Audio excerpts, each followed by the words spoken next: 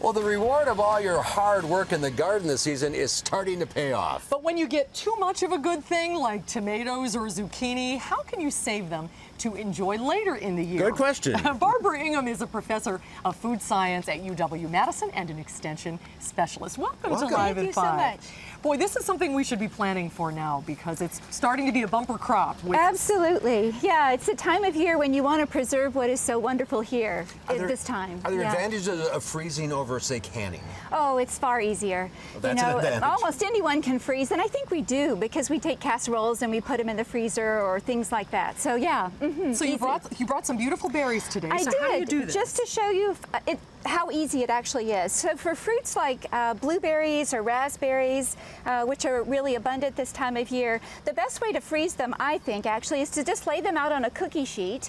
I would wash them first and rinse them off. I don't like the term washing because that implies soap, but just rinse them off, and then I'd put them on a cookie sheet. I've lined the cookie sheet with parchment paper in case there's any juices and things that would make the fruit stick to the cookie sheet, and then I'm going to put the cookie sheet just like this in my freezer. Once they're frozen, I'm going to take those and then package them. I could mix them like this. I maybe just would have frozen them separately, but that allows me to take them out individually, and I don't have this mass or something like that. Oh, that's a good idea. If I had peas, so I also picked up some snow peas. If I had peas, green beans, zucchini, or something like that, most vegetables actually need a blanch, a short heat treatment, before they go in the freezer. So, you know, a steam blanch, like a colander like this, that you could use, or you could actually immerse them like you would cook pasta. That would work too. It's just about 1.5 minutes for snow peas. And then what you would do after that, after you drain them, actually cool them in ice water and drain them. And then when I put them in a freezer bag like this, mark them that it was pea pods with the month and the year, and then I'm going to work pretty well to get the air out of these, and then I'm going to pop them in the freezer once they're cold. So it's actually can be that easy to freeze produce from your garden. Can you do tomatoes? Yeah, I was just going to say that because can. I have tomatoes coming out of my ears right now, and I don't know how to can them. Yeah, so I think when I do tomatoes at home, I can a lot of those, but I would normally take them and I would slip the skins off, which is a really quick boil in water, and then you take them out just to take the skins off.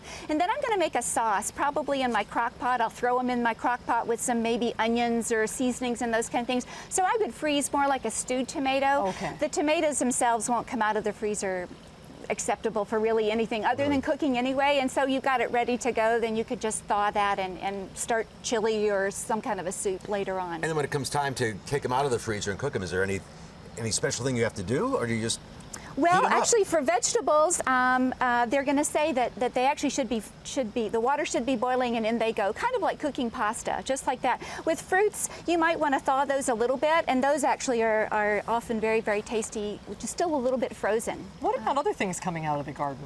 Brussels sprouts. I mean, can you essentially freeze any vegetable that you're... Yes, actually, and I brought our extension bulletin, which is freezing fruits and vegetables. We have bulletins on all sorts of canning and drying, but this one is particularly for freezing fruits and vegetables. The important things to notice are those blanching times for vegetables. Fruits also can be packed in like sugar or syrup. I tend not to do that at home because I don't want that extra sugar, but it does help them to retain some color. For light colored fruits like apples or peaches or something like that, they're often treated with something like, this is just a Fruit Fresh. It's a commercial antioxidant. It helps to prevent browning, but you could use a sugar syrup or something like that. And so within bulletins like this, you'll find all those instructions for really high quality products. And where can people pick that up? The extension office, it's also available online. And then the middle of January, you're pulling out your so fresh tasty. snow peas. Barbara, It's thanks all so worth much. it. Thank you so much. Good to see you. Thank you so much.